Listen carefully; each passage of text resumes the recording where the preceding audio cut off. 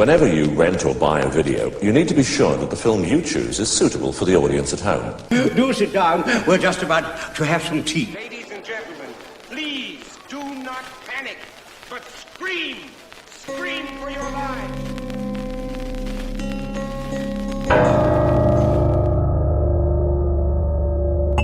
Hey weirdos, the kettle's boiled. Welcome to Tea for Terror, where we take a favourite horror film and dissect it over a nice cuppa. I'm your host, Andrew Graves, and my guest today is here to follow the instructions. What could go wrong? Hey up, Erika Bean, how you doing? I'm all right. How are you doing? I'm all right, yeah, I think so. Yeah. You sure? Yeah, I just bought... you know, the reason probably everybody's looking out the windows now thinking, oh, it felt like summer, and it's kind of like it's cooled down and it's got really cold again. And it's probably my fault because I invested in an air cooler yesterday. So I've killed summer, basically. I've just rendered my air cooler pointless, so there you go. Well, on behalf of all people that really, really struggle with the hot weather, thank you. Well, I've been struggling a bit. I am one of these people. I'm just not. I don't. Yeah. Okay. Yeah. It does get uncomfortable. I think we get a specific kind of heat in this country, which you don't tend to get in continental Europe or whatever. I think a lot of heat in Europe and things like that, it's very dry heat. So it's hot, but they are very prepared for it. So there's like air conditioning everywhere and all that kind of stuff. We are clearly not. We are not prepared for anything because we're too tight as a country to do that. So we don't invest in infrastructure that's going to help us when we have blizzards or snow, and we don't really care when it's kind of like, because we get very muggy weather. It's not dry heat, it's muggy. And so basically our infrastructure is set up for drizzle. That's what we cover. We're great. Drizzle happens, we leap into action straight away. We thrive in damp, cold conditions. Yeah, we do. Like mushrooms. So it's always a bit of a gamble buying an air cooler, but I think it's because I have had, and I'm very loath to complain about summer, but I have had probably 3 hours sleep in the last 4 days, and I just went a bit mad and like lashed out. So it's my fault entirely that the temperatures have plummeted. But there you go. So how about you? Yeah, struggling with the heat as well. Haven't got an air cooler. I've just got lots of open windows and fans, and just generally being miserable about everything. But yeah, I've been weirdly busy. But not really on film stuff. I've been picking up a few reviews here and there. I did a review of Orlando the other day. I don't know if it's gone up yet on Filmhound's website. That was an odd film. I don't know if you've seen it. Oh yeah, Orlando. Yeah, it's a strange one. But yeah, you know what? I tried reading the book Orlando. Oh right. Yeah, I'm fucking. It's Virginia Woolf, isn't it? Yeah, I'm clever. I can do this, and I very rarely stop reading a book halfway through. I was just thinking, I cannot get into this. I just couldn't get into it, and I really wanted to like it. I love the concept, and I kind of like the film, but I just could not get into the book. Yeah, it's quite. I mean, as a story, that whole kind of gender swap aspect of it is quite ahead of its time, isn't it? You think, I mean, the book, I don't know when the book was written, but quite a long time ago. The film's from the 90s, that whole, and the fact that it's not even really a thing in the film. It's just like, oh, and now she's a woman. She was a man, and now she's a woman. And it's not even really like, nobody's shocked by it. Everyone just kind of rolls with it and it's fine. And then it kind of looks at the whole impact that has on her life and her ability to hold property and things like that, and so that was quite interesting. That it was the gender swap isn't the interesting part, it's the effect that the gender swap has on her existence and her life is the interesting part. But so yeah, that was quite good. I have been trying to read a lot more, So I've got like Goodreads, and it's kind of tracking all my books that I'm reading, because I hadn't for years and years. I used to read loads as a kid, but for years I found it really hard to kind of make the time to read. So I've been trying to make a conscious effort to do it a lot more recently, and doing quite well on it. I think there was a book that I read a few weeks ago that I think you recommended, actually. It was Captain Scott by Ranulph Fiennes. Was that one that you recommended? I don't think I It was a recommended to you, bloody long but time. I have read that, and It was a bloody long time ago. I think it was on a previous, right, okay, previous podcast. We were talking right. about it, and I it's been sat on my Kindle for donkey's possibly years, and did I then, finally because read it. I have read that, and I think it's it's a really good book. Yeah, really, really good. Went through a phase of like, I mean, I still am interested in it, but went through a phase of, I went through my kind of 50s, 60s space race sort of phase, where kind of pioneers in space and the whole Soviet thing, which is, I love the Apollo kind of missions and all that, but the Soviets were always more interesting, I think. But also definitely went through a phase of, um, you know, earthbound explorers, and I think the whole Scott mission, it's just fucking tragic. It's just absolutely Yeah, tragic, and but also the whole Shackleton stuff as well, which is kind of like almost an inverse. It's kind of like they were so up against it, and yet he was still able to bring everybody back alive. It's just kind of yeah, like, they went through hell, but yeah. it's just Yeah, unbelievable. because Shackleton didn't actually make it to the No, pole, did he? And no, then no, they got stuck, and no. the boat got stuck, and they were there for like over a year, wasn't it? It was a Yeah, really long time. yeah, yeah. And then whereas Scott, he made it, but then didn't make it back. So yeah, it is like the opposite. It is the opposite story. But yeah, I quite like survival type stories anyway. So yeah, it was good. But it's the fact that like you've got Ranulph Fiennes, and he's talking about them all being, even at the point of death, they're all in quite good spirits still, and they're all, having a great Yes. time. And it's like they're mental. They're just a different type of person, aren't they? And like, oh, what was the other thing? It was oh, I've forgotten now. Never mind. No, I think Randall Fiennes is he's just a fascinating character, I think, because he's just a hard bastard, isn't he? Yeah. Well, he Just cut hard. his own fingers off with Yeah, an well, angle this is it. grinder in his shed. And I mean, I can kind of get behind, in a sense, him doing that. The thing that blows my mind is that his wife was okay with it. It's like Like, yeah, that seems he fair. You've got an angle grinder. You don't need to go to the hospital. everybody's got that kind of dad or possibly granddad that's kind of like tough as old boots, and just and it's kind of but a lot of what they say is kind of exaggerated, and it's kind of like they're just being that belligerent old bastard, but that is Renault Fiennes. It's like, Yeah. I was seeing him in interviews. It's like, well, he's taking someone out, a reporter or whatever. A reporter's like saying, "Oh, it's quite cold, isn't it?" And Renault Fiennes goes, "This isn't fucking cold. I'll tell you about cold." I mean, he's not wrong. Yeah. And he talks really affectionately about the guy that he did a lot of his like, what do you call it, exploration with. There's a doctor that he's done a lot of his trips with, and he talks really affectionately about him as well. Even though he's the famous one and the other guy is less famous, he still credits most of his success and his ability to complete those missions to the people that he was with, which is quite sort of gracious as well. It's quite nice. Yeah. Yeah. So, yeah. So, well, we're going to get to the film in a bit, but I think there's a couple of things wanted to sort of look at before we go into the film, because you can't really talk about this kind of stuff without talking about this film. But I wanted to sort of ask well, first of all, ask your opinion in terms of, because 21st century, a lot of people have, obviously, the roots of horror lie in terms of cinema, lie in the 20th century, and some of the greatest kind of films and movements and all this kind of stuff, and this idea of horror really coming to the fore in the 20th century in terms of cinema.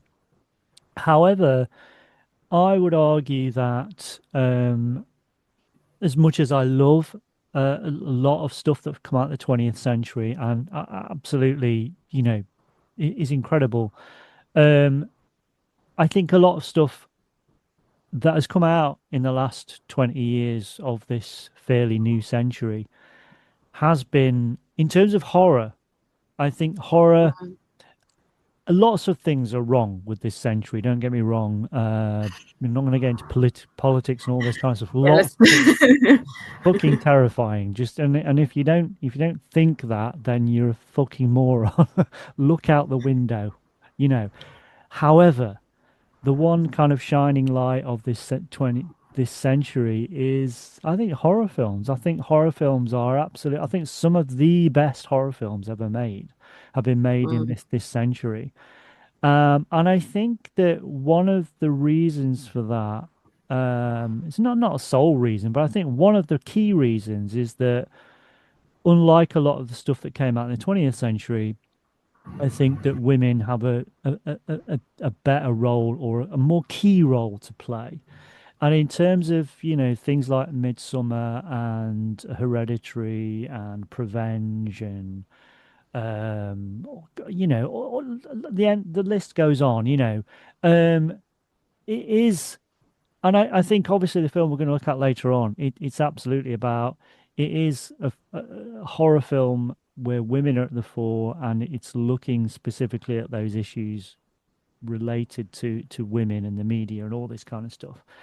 But I'm just wondering, in a very long-winded way, just asking you what your take on women in horror, and how has it progressed and how has it changed, and what is it? Why is the 21st century so good at tapping into those issues, do you think?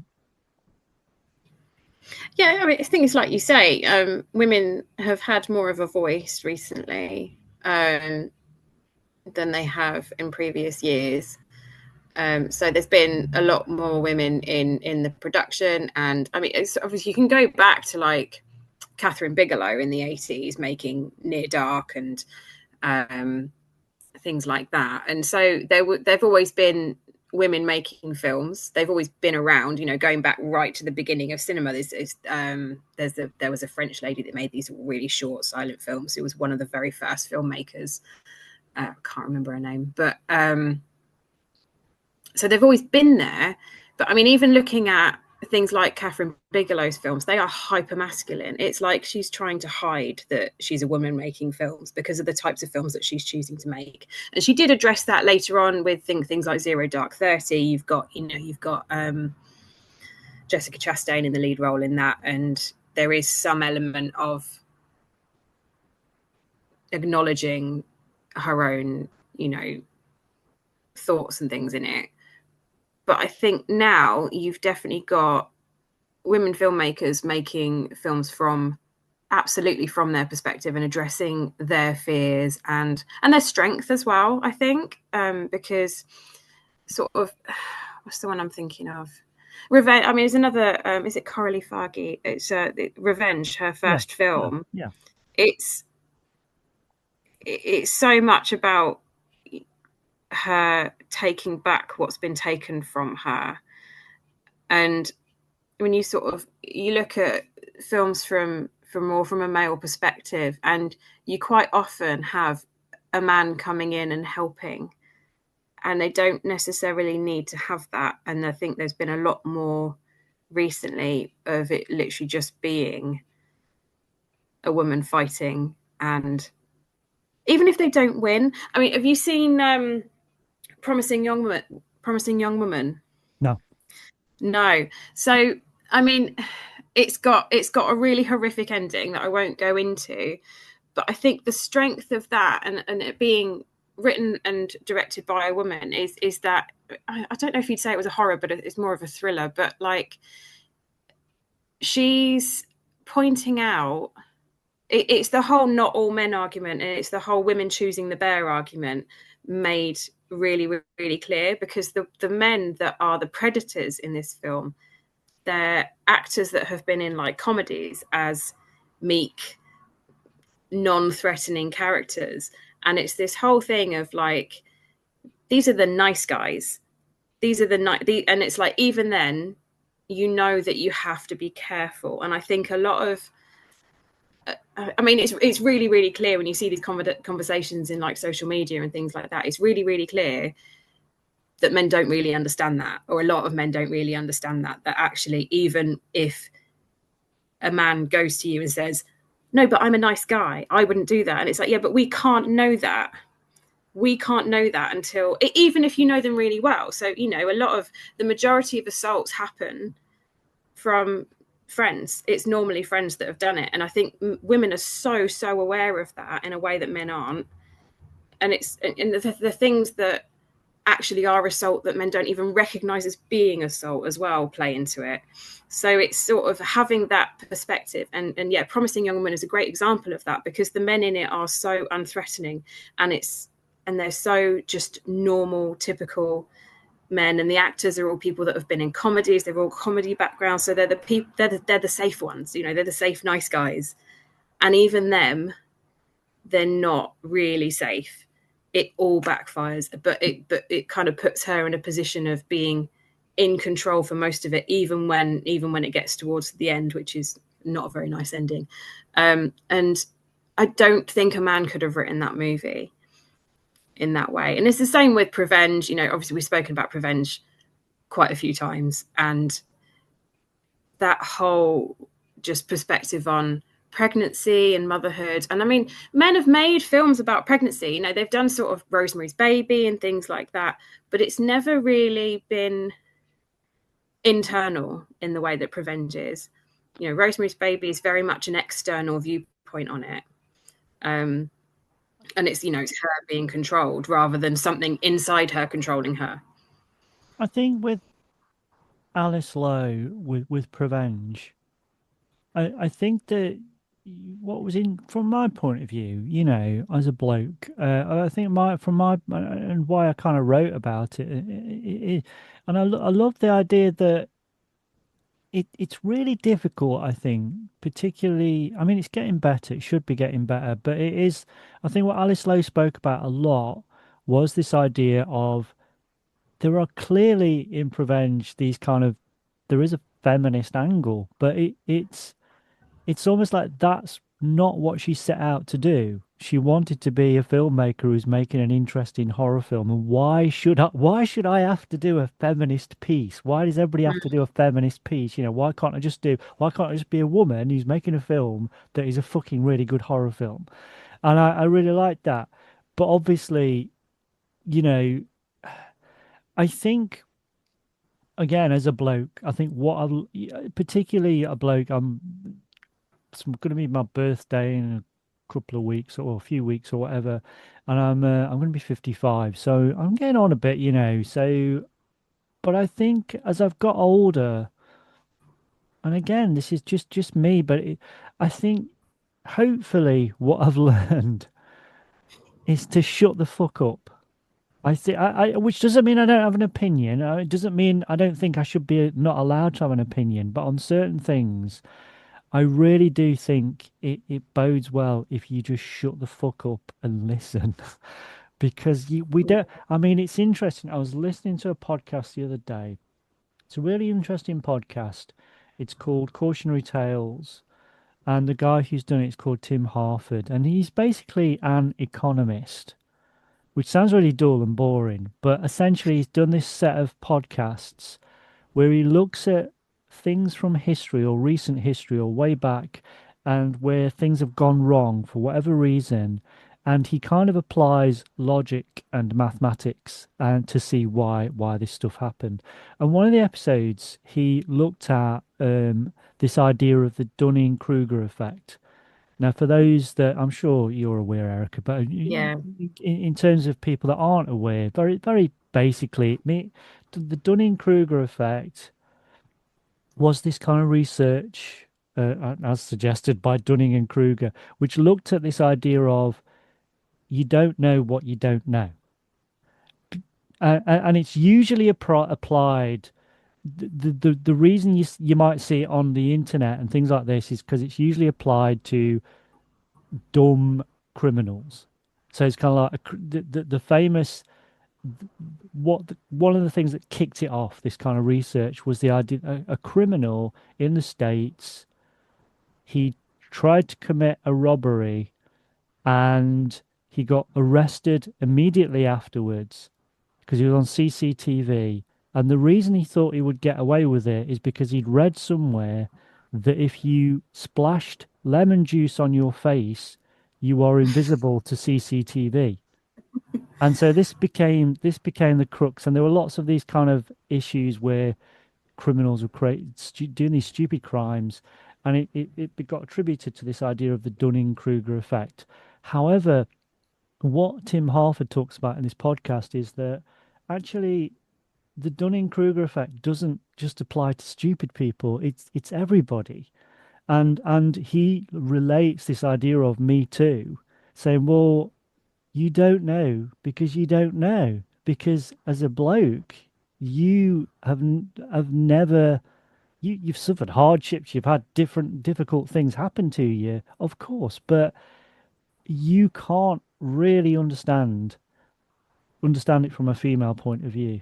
So that's why Me Too, whatever faults Me Too as a movement had, that's why it was important, because it was basically underlining the whole Me Too thing from a bloke's point of view is kind of like the Dunning-Kruger effect, because you don't know. You don't know because you don't know. Yeah, and I mean, it's sort of Black Lives Matter and things like that plays into it as well. And it's sort of, and again, the whole point is that you need to just shut up and listen. And I think trans rights massively as well, because there's a lot of people like the whole trans rights and the whole kind of feminist backlash against trans rights, because you have people, but women need to be safe in bathrooms, and it's like, okay, but trans women are not the issue here. Cis men are the issue here, and it's such a complex. Well, I mean, it isn't actually that complex once you kind of break it down. But I think to a lot of people, they think it's complex, and it's really, really frustrating because you get a lot of people coming in and looking at it and from a really, really surface level, and then going, no, but we need to listen to the feminists because, you know, they accept feminism with, you know, big quotation marks on it. And that's, you know, they've kind of acknowledged that, they've learned about that, they know that we have to listen to the feminists. But actually on this occasion, the feminists are wrong. And I think that throws them off because they're still on that kind of peak bit on the Dunning-Kruger, and they've not started to come down and realize how much they don't know. And it is really frustrating. I was kind of talking to someone the other day about the Supreme Court ruling thing, and it's just massively disappointing, and it's like I get it, my wife is a counselor, and she works with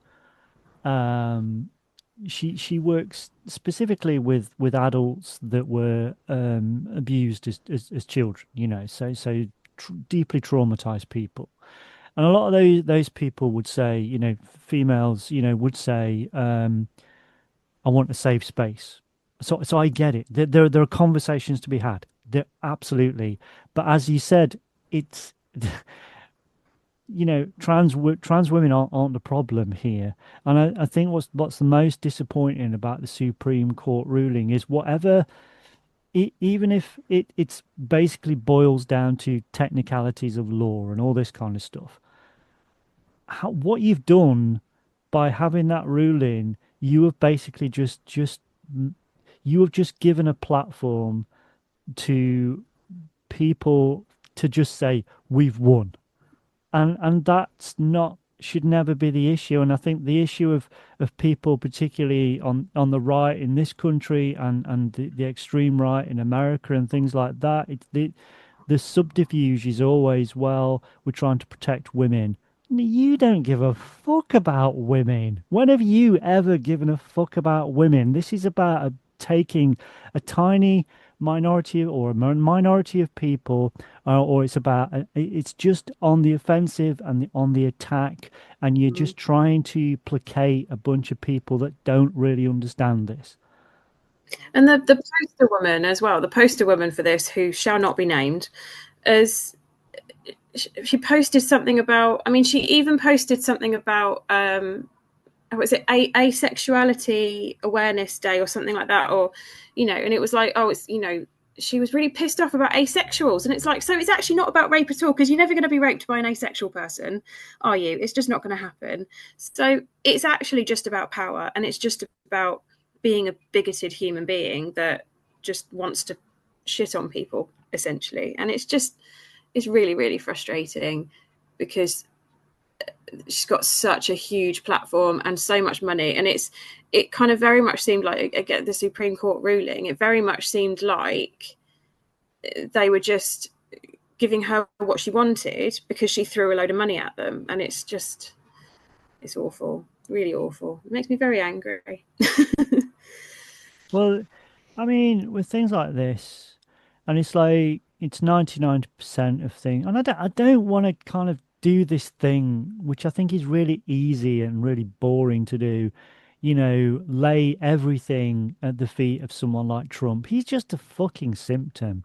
He's not he's not the architect of this. This has been coming for a long time, and this again, this all just relates to it. It's this extreme. This is what happens when you have unchecked extreme capitalism.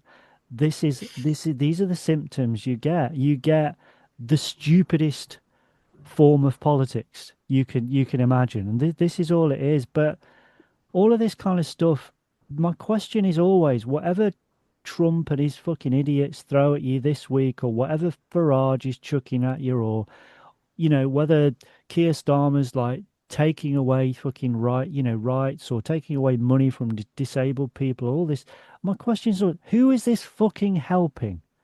Who is this vitriol, this fucking spite, this hatred that you've got? Who the fuck is it helping on any level? How does this make the country or the world better for fucking anyone? It's just nonsense. It is it's like the world's worst version, the biggest version of cutting your nose off to spite your face. What is the fucking point? It's just hate. Yeah, and it's some of it comes from the fact that there are a lot of people that think they're middle class and they're not as well. That they're a lot more vulnerable to poverty and difficulties than they actually think they are.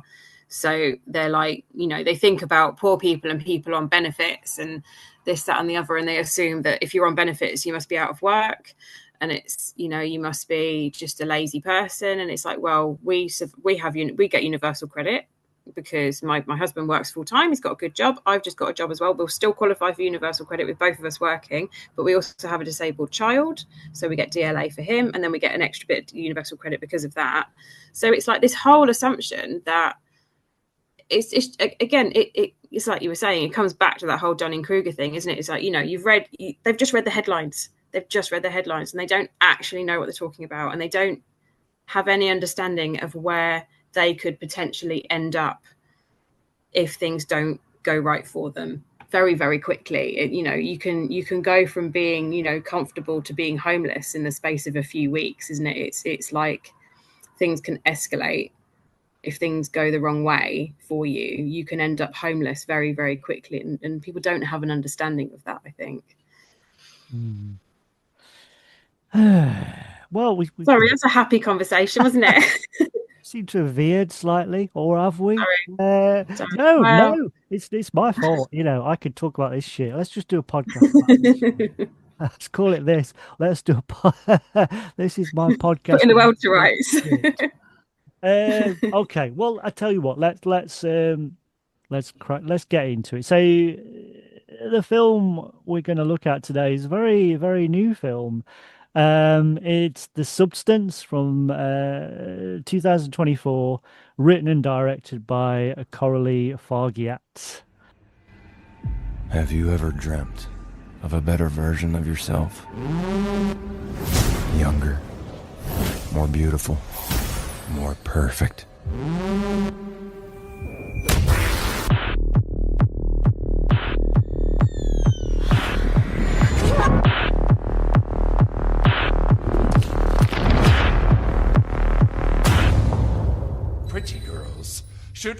always smile.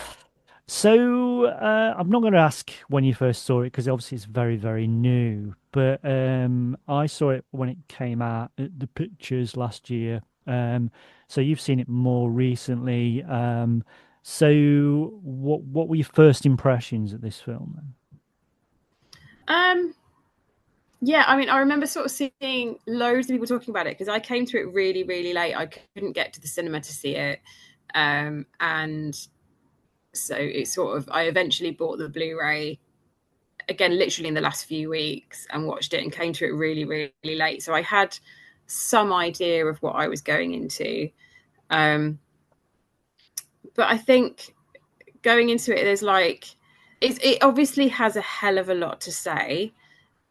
And it sort of leans on a lot of history to do that, but kind of does it in quite an interesting, new and different way, I think. So it's like all of its influences are right there. They're right there on the screen. They're really, really clear, sort of the Frankenstein and Jekyll and Hyde and all that kind of stuff. It's going back to like the core of like original, really old school horror, but taking it from that kind of really modern female view, which is really, really interesting.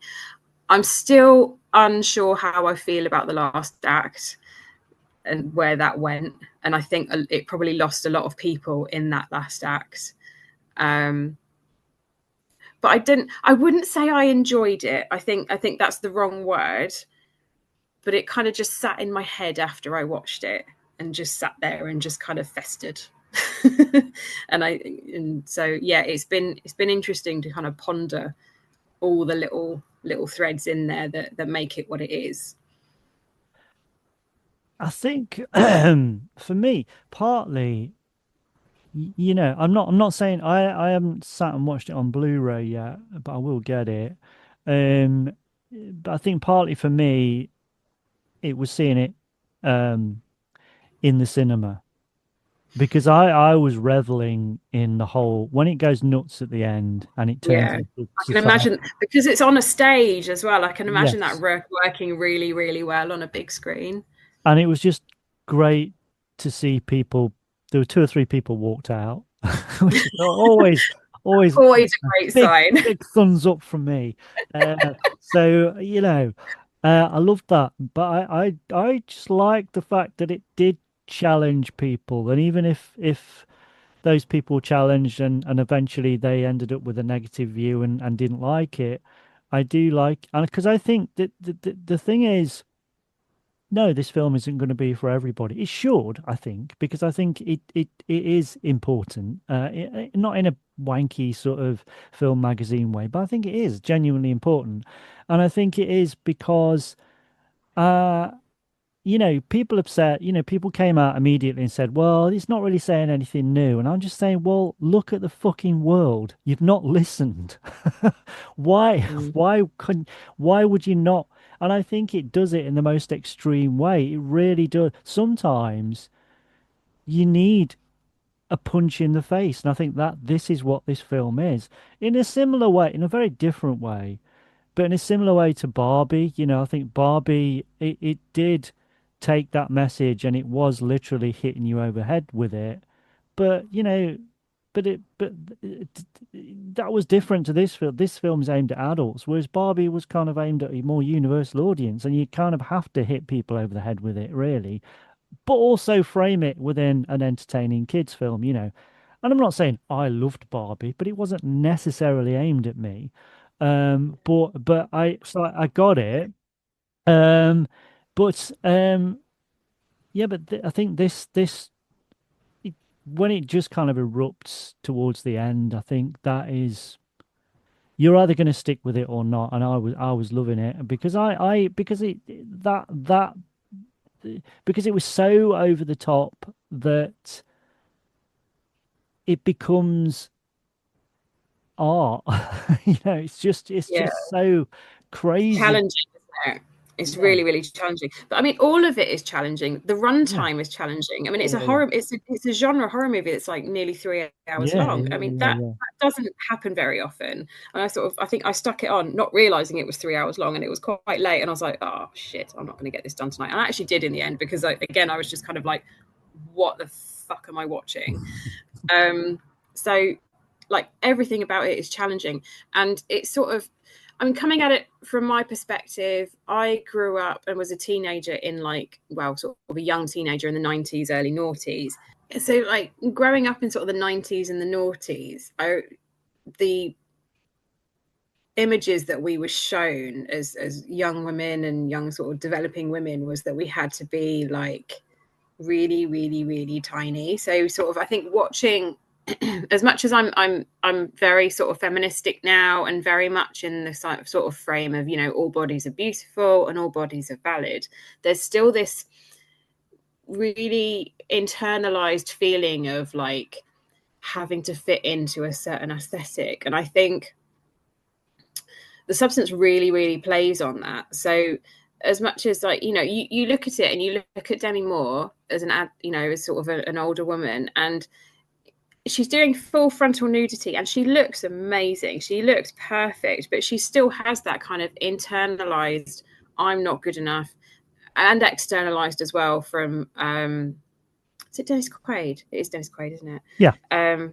Yeah. So you've got him saying, that even though he is absolutely grotesque, and so you've got this grotesque man telling this stunning woman that she's not good enough. And I think as somebody that sort of grew up watching, seeing images of celebrities being told, that, Britney Spears is fat now. And it's like, she's not. She's like put on about a pound and had a baby. And it's like, as a child and as a teenager, being bombarded with those sorts of images, it massively, massively affects your brain.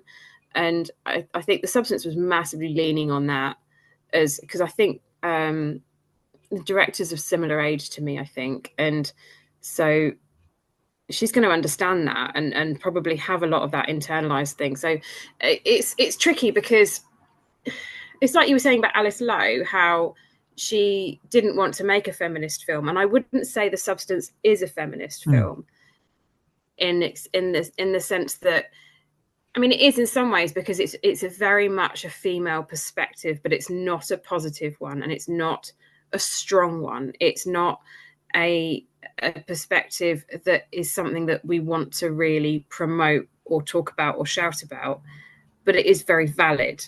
And it sort of, there's a lot of people of sort of my generation, and probably older generations as well, and even younger ones, where as much as vocally people are very much have this perspective of, you don't have to be perfect anymore. And I think, that is important, that it's started to become more at the forefront.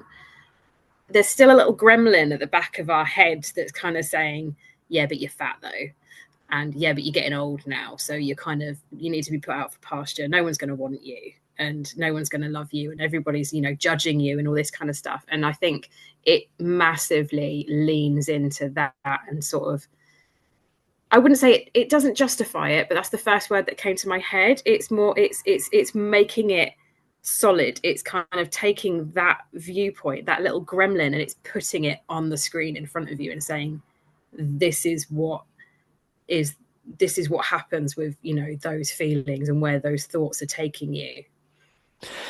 Because I think, I don't want to do this to every film, because you could literally do it to every film and it kind of would make sense. But I think there is an argument with something like The Substance of, it's almost like, well, is any of this stuff happening? Or at a certain point, has it just become, Elizabeth, i.e. Demi Moore's character, has this just become a nightmare or a fever dream? Taking it to the extremes, that this is her paranoia, and this is what the media, this is what everything has done to her. And even though she is, from our point of view, Demi Moore is obviously, she's a middle-aged woman, but she is aesthetically, she fits into that the classic idea of what a woman should look like. Even if she's getting older, she is, she's gorgeous, she's fantastic. But, like you said, from her point of view, not Demi Moore necessarily, but Elizabeth Sparkle, there is those doubts, those nagging doubts, and it's kind of, as you said, it's externalized, but also the fact that Dennis Quaid is kind of, his character is called Harvey, which kind of instantly makes me think of the Jimmy Stewart film and him imagining this kind of 6 foot rabbit, and it's almost like, is this just part of a? Is he the most? Because he is. There are many over the top elements of this film, but in one sense, he is the most over the top character. It's taking like the Andrew Tate idea and instilling that into a TV producer, and it's the most exaggerated version of it that it could be. So, but even if it isn't that, I think that it does. I think the most challenge, because this film's all about aesthetics, and it is in terms of what's expected aesthetically from women in the media, especially, but I think increasingly, blokes as well. If you look at action films or films with action heroes in the 1940s or 1950s, and you look at the physique of, it's like if you look at what's interesting, if you look at like Star Trek, say the original series of Star Trek, everybody looks back and everybody's like, oh, William Shatner was a bit fat. It's like, no, he wasn't. He was just an ordinary fit bloke. He didn't have a six-pack, but that's because it wasn't a thing then. And now, if you look at any film now, other than like people like Steve Buscemi or whatever, these kind of people that are incredibly good at playing characters, no one's allowed not to have a six-pack, even if it has to be kind of CG or whatever. Everybody has to look like that, and it is an impossible. As someone myself, I go to the gym every day, and I'm telling you now, as a 55-year-old bloke, even if I wanted a six-pack, it's fucking impossible at my age. Even if you go to the gym every day, take protein powder, watch what you eat, it's very difficult to do. So but obviously, and it's okay for me as a bloke moaning about this stuff. We've had it for about 20 years, whereas women have had it since fucking time began, all this kind of stuff. So I think but because it is all about aesthetics, that's the aesthetics of what is classically defined as beauty or whatever. But also, this is why I think the last act is so challenging to some people, because it's really taking the idea of aesthetics and distorting it way out of shape. And it becomes everything. It just becomes this nightmarish alternative. And this is really what, not just, this is what we all are underneath. And I think in a wider sense, I think I agree. I don't think it's necessarily a feminist film as such. Obviously, it's a female-centered film, but I think it is a wider thing. It's not just about women in the media; it's about us in the media, in terms of not necessarily from this point of view. It's like, this is how the media views Elizabeth, and this is how the impossible expectations placed on women or whatever. But also, it's about everybody in the media, in terms of how we view everything through that lens, and how all of these things, these impossible ideals, become every day. You've only got to look at TikTok and Facebook Reels and all this kind of shit, and it's just, I'm not saying that you can't do decent things and interesting things through those platforms, but 99% of it is horseshit, and it's all, and 99% of it is about impossible aesthetics. Because I do go to the gym, and because I occasionally I have to look at, if I'm doing a new exercise, I have to look at how how best way to do that. And so you go onto a YouTube video which will explain this, and then as soon as you do that, because of the algorithms, you're just bombarded with loads of shit. Or, like, here's another video, here's another video, here's another video, and it's just some arsehole who's got no fucking experience. They're not PT, they're not a proper personal trainer or anything. They're just some cunt with some fucking, and Yeah. it goes on and on and on. You can be this impossible, you can look like this. And it shouldn't be that about that anyway. It should be about being fit and being healthy. That's what you should be working towards. So I think whatever you think about this film, I think it does. I loved it. It's not, the social commentary is great. I think it raises some interesting topics. But even if it didn't, I think for me, in a twisted sense, it works aesthetically, not in the way that a lot of people are talking about. It works aesthetically because it is so obviously links into those horror films that I love, like obviously Frankenstein, Jekyll and Hyde, but also more obviously aesthetically Society. I mean, this is what everybody picked up on. Oh, it's the Elephant Man, it's the Fly, and it's this and it's this. Nobody seemed to be critically, who was critically, reviewing this, seemed to pick on the fact that it was so obviously tying into society. Society dealt with extreme forms of capitalism and consumerism, and this is obviously looking at more sort of how women are focused on, and um, the idea of that kind of a particular form of beauty is exaggerated and pushed on you in the media. But I think, it has a lot in common with society. Yeah, I haven't actually seen that, but I mean, there's a lot of films, isn't there, about like that come from that, where you've got bodies all kind of melding together. It's been copied quite a lot. The one that sort of I always think of is Slither. Is it James Gunn?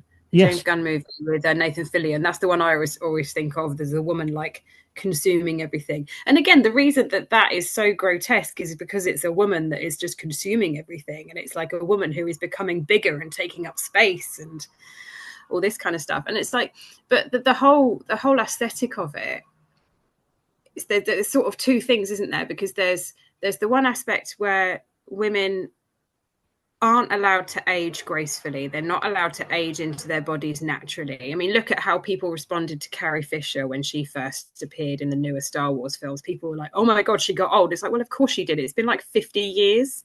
People age in 50 years. And, just because you wouldn't want to shag her in a gold bikini anymore, it's, it doesn't mean that she's not valid and that she doesn't have, something to say. I mean, she's always had lots of things to say. She was an amazing person.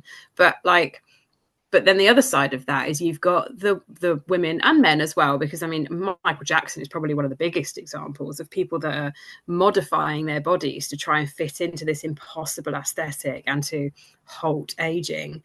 And they just end up becoming these like grotesque caricatures of what they looked like when they were younger. They don't look real anymore. And it's sort of both of those things in conflict at the same time, isn't it? Of like, saying, yeah, you're not allowed to get old, but you're not allowed to do that either. Basically, just disappear and stop existing.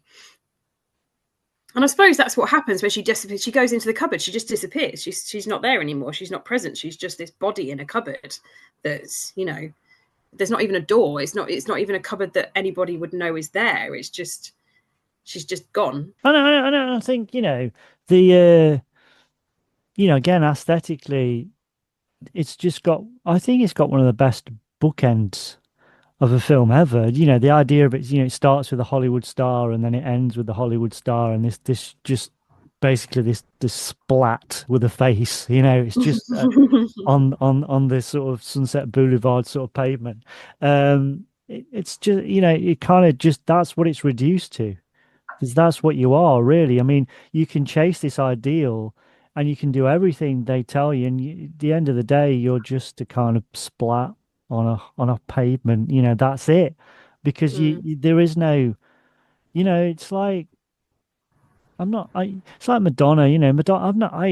I've no sort of I've got no dog in this race, you know. I'm not a massive Madonna fan, and neither do I dislike Madonna. You know, it's just she's just someone I kind of grew up with, I guess, and she's done some uh good stuff and some not so good stuff, you know. But the the amount of bile she receives simply Mm. because she's dared to get older, you know, and it's just But has not. she though? If you look at recent pictures of her, she looks like 30. It's really, really odd. Yeah, yeah, yeah. I think she's almost done the kind of the not allowing herself to get older, and she's kind of more done the whole thing of going the other way in a way. But I mean, she did get older for a while, but she seems to have gone the other way now, which is quite strange. Yeah, and I think that's interesting in itself in terms of, you know, the classic it's a lose-lose situation, you know, in Yeah. terms of, you know, if you want to have any sort of media uh value, if you want to put those terms on it, then you can't, you know, you can't get old. Well, okay, the alternative to that then is to have loads and loads of plastic surgery. Ah, but if you do that, we're gonna beat you over the head with a stick for doing that as well. It's just, and someone like Madonna, I think, you know, like you said, I think she's fine. What, you know, but it's just not. It's not an even playing field, you know. Yeah, a lot of bands that I grew up with, you know, Kiss have obviously recently retired, or have they? You know, have they retired? I don't know. If you fucking, they've had like three different fucking Like end of the Ozzy world. Osbourne, where he just Yeah. kind of gets wheeled out on stage occasionally. Oh, Jesus. But it like I say, it's not. It no one's saying. You know, one was saying, well, maybe Gene Simmons shouldn't be wearing the makeup when he's in his 70s. You know, and it's just like, well, but it's just not. It's not fair. We don't treat everybody the same, and I think a lot of older female artists, particularly in the music business, aren't treated the same way that you know, like the Stones are or whatever. It's kind of like clearly, I mean, like you said, like with Ozzy, I don't want to get into all the ins and outs of this final thing they're doing at Villa Park, but it just it does fucking reek of elder abuse to me. I mean, the guy's clearly fucking not up to it, and you Mm. can't just fucking wheel someone in the middle of a fucking stage with loads of musicians around him because I don't know. I mean, fuck knows Yeah, what's I going mean, on there. I saw it was either Black Sabbath or I think it was Black Sabbath headlining Ozfest, and that was easily 10 years ago. And he seemed too old then. Like he seemed like he was not well then, and it is odd that they're still kind of performing. Well, I saw Ozzy. I was massively into Ozzy when I was a teenager, you know. And I saw Ozzy in 1986. I saw Ozzy three times in the same year. So I think I saw him at Manchester. I saw him at Donington, and I saw him at Leicester as well. Um, and you know, I loved it as a kid, but he's never been the most dynamic performer. Always, you know, obviously there's always been some sort of mainly in his younger days attributed to the massive amounts of drugs and alcohol he was taking, you know, and he was never a fit man, you know. So you know, even back in '86, he'd be kind of waddling around on stage, you know. He wasn't like in comparison to, you know, the other person I saw for the first time in '86 was Alice Cooper, you know, and Alice Cooper was massive. He was my absolute idol. In '86, he was, you know, well into his 40s, and he was incredible. Same with Iggy Pop, you know, first time I saw Iggy Pop, you know, he was, you know, well into it again in his late 40s, probably the first time I saw Iggy Pop at the Hummingbird in 1990, I think, and he was like he was to the point of him being terrifying because he was that fit and agile, you know.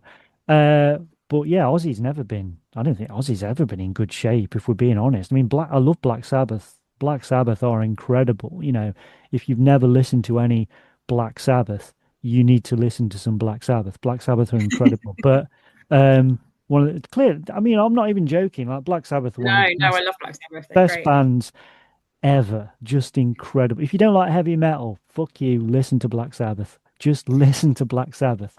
But I mean, no, the first album isn't even really a metal album. no, It's closer to doom than it is blues, metal. blues. I mean, Yeah. my argument is Black Sabbath. We're going on a massive tangent now, but my argument with Sabbath is it's kind of like a similar thing to ABBA. Now, bear me out.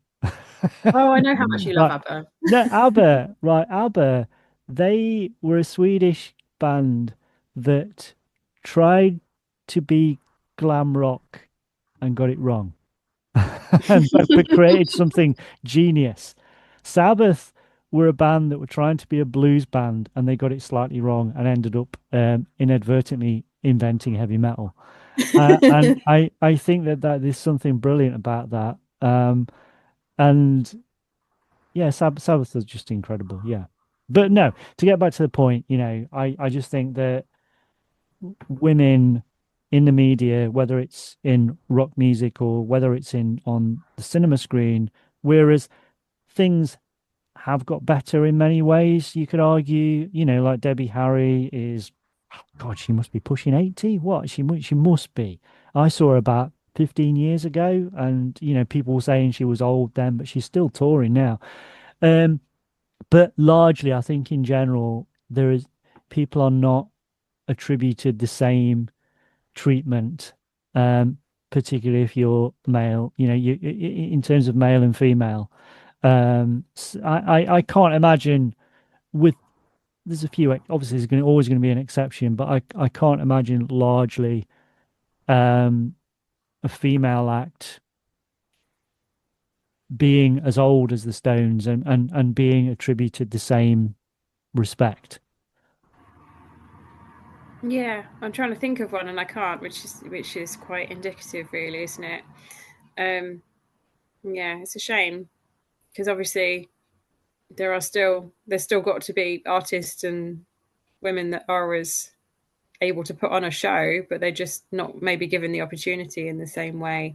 But I suppose, I mean, music especially like sort of when you look at sort of rock and metal music, it's such a masculine space anyway. Like it's only in the last few years that you've kind of been able to really promote bands that have got female singers. And I used to sing, and I remember trying to get into bands, and it was awkward because I didn't play any instruments. I was one of those twats that just sang and didn't play any instruments.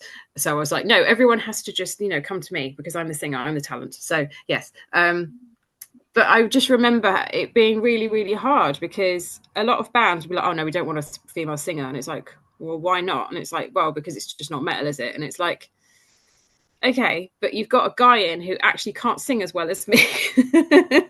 So it's really, really frustrating. And I remember sort of facing that quite a lot. But no, it's sort of the go sort of off on a little bit, going back to the film.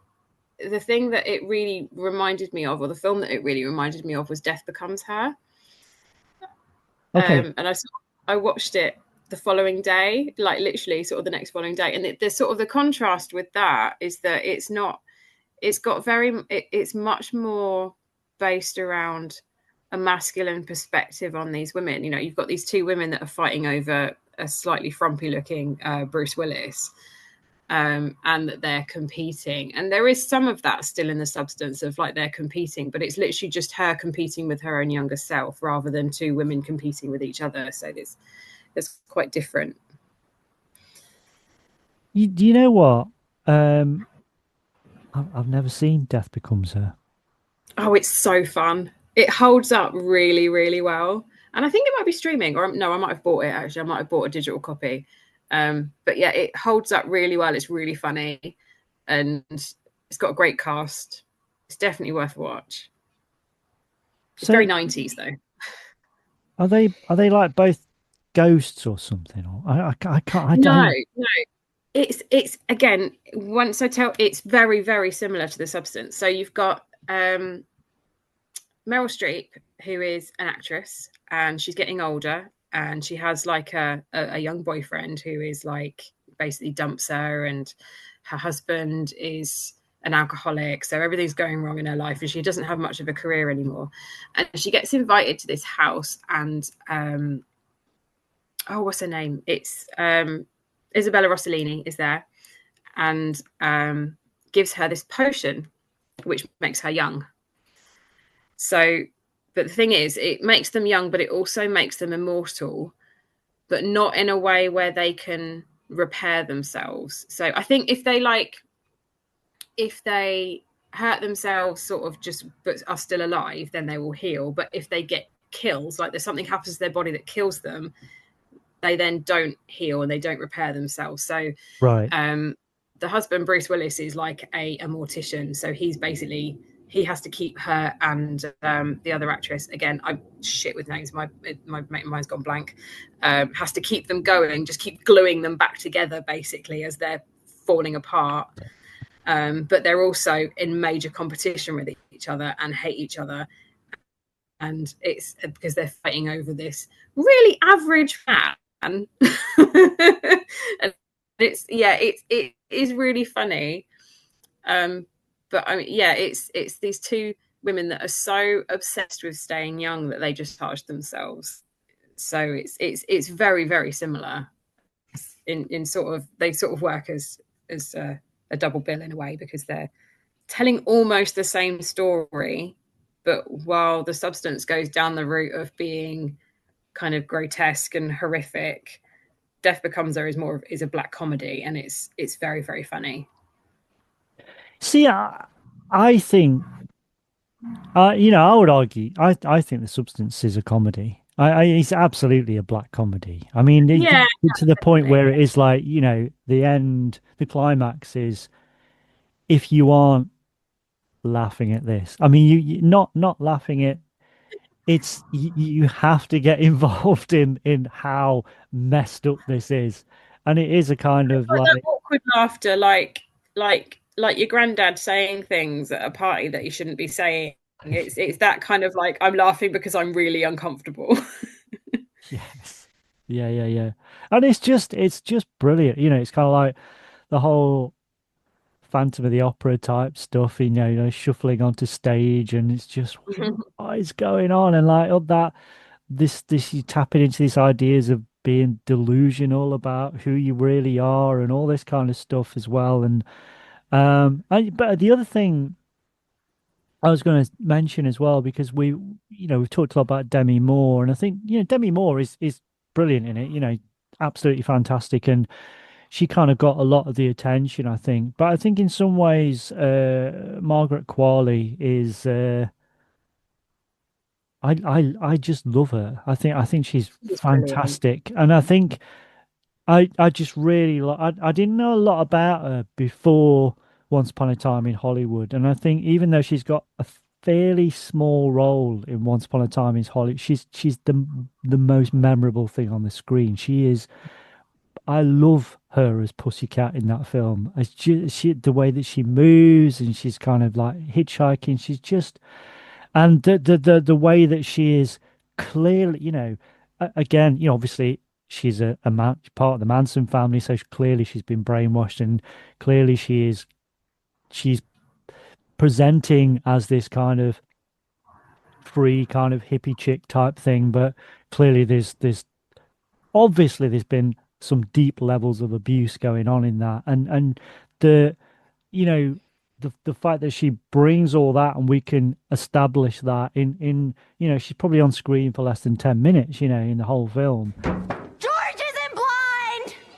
You're the blind one! what she brings to that. And also she's got a smaller part in Poor Things, and then she's in the last what's it called? The last. So Yorgos Lanthimos, who did Poor Things. What was the last film he did? Oh, Kinds of Kindness. Yes, Kinds of Kindness. Yeah, she's got obviously much bigger. She plays a few characters in that.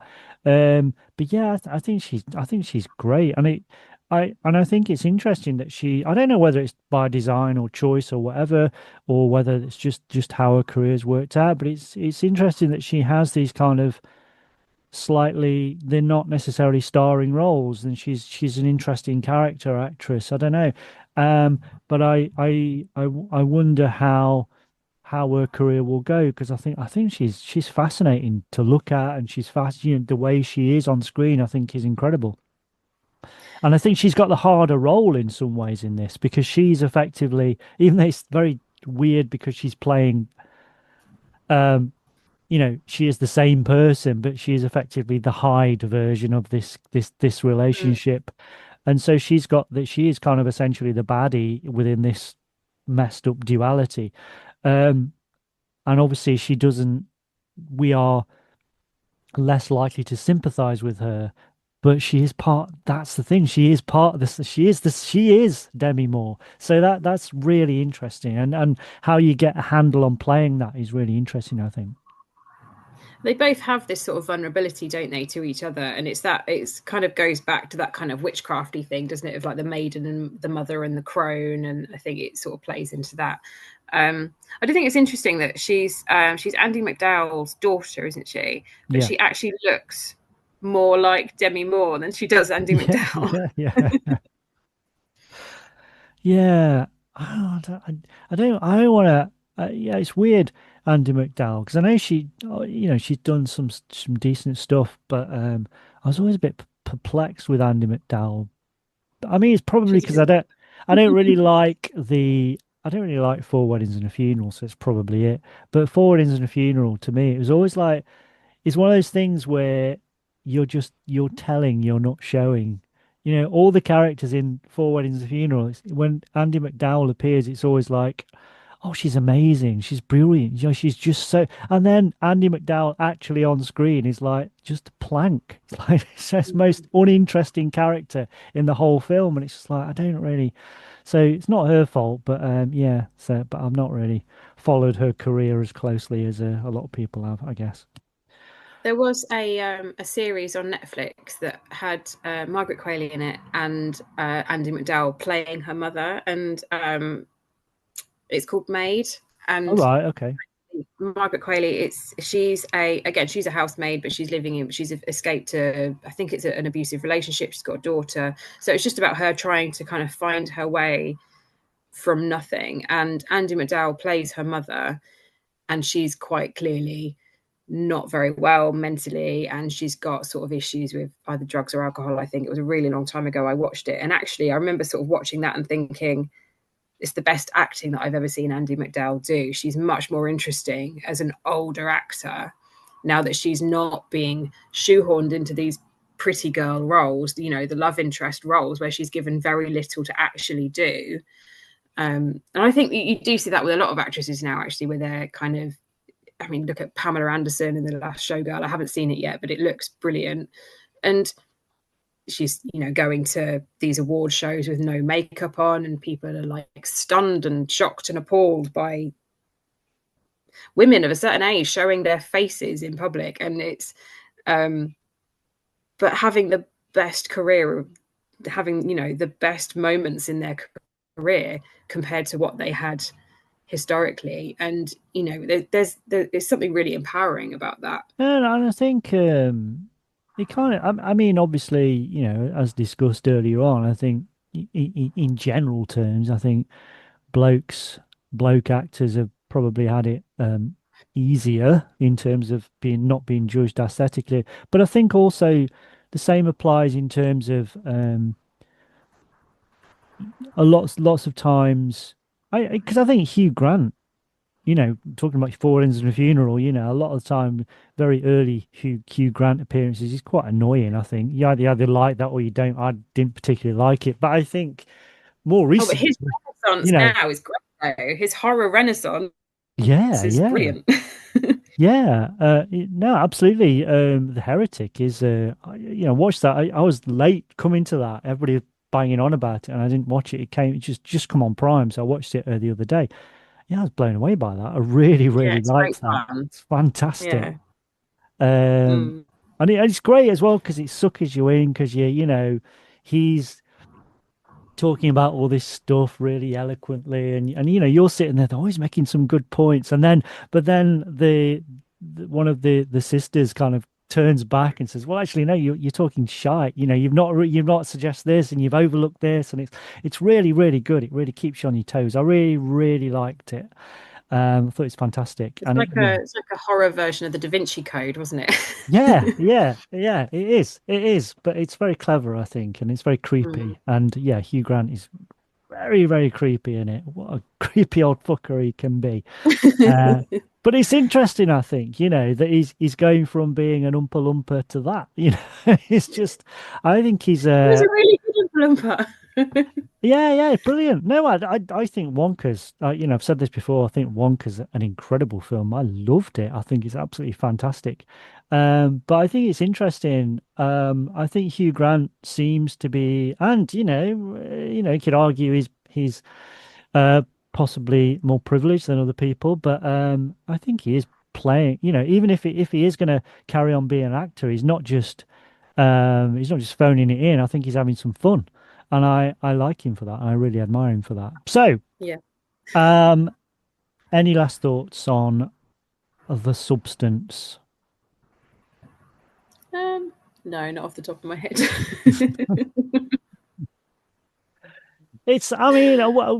Would you recommend it?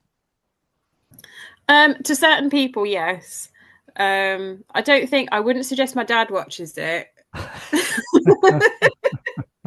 I mean, I love my dad, but he's got a very much a simplistic view of films, and it's like, I mean, he goes on and on and on about how he doesn't understand 12 Monkeys, and that's been kind of anytime anybody mentions 12 Monkeys throughout my entire life, it's always been, I don't understand 12 Monkeys, makes no sense, I don't get it, I don't understand it. So yeah, I wouldn't show it to my dad, but I did loan it to a friend, and I was hoping to get it back before so I could watch it again before we were recording. And she hasn't watched it yet, so I recommended it to one person, but mostly in a way of like, you have to watch this because it's fucking mental. And I'm looking forward to her kind of, when she does finally watch it, messaging me and being like, what the hell did you just make me watch? And I'll be like, you are welcome. Yeah. I would say, I would recommend it. But again, I'm not going to recommend it to everybody in the same way I wouldn't recommend Society to my mum. That's not going to play well. But I think as well, the other film I would really, more recently, Nicolas Cage in The Surfer. I mean, it's very different to The Substance, but I just think it's kind of messed up, and it doesn't.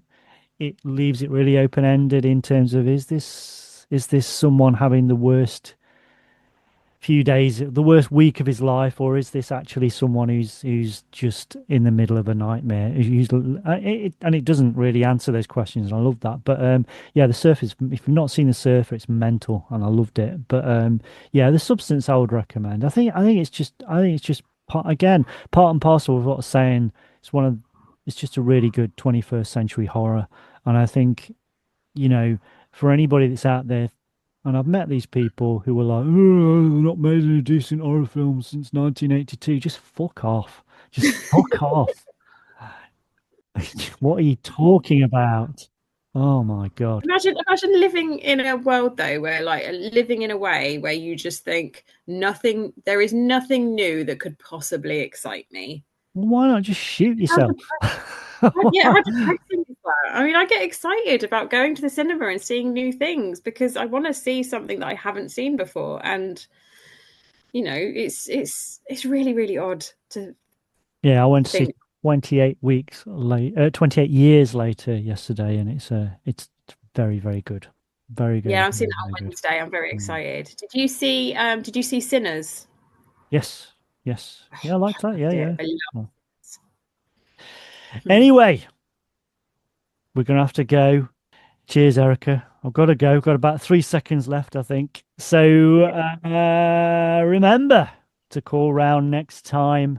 Make yourself at home. You look like you're dying for a nice cup of tea for terror. And remember, my friend, future events such as these will affect you in the future.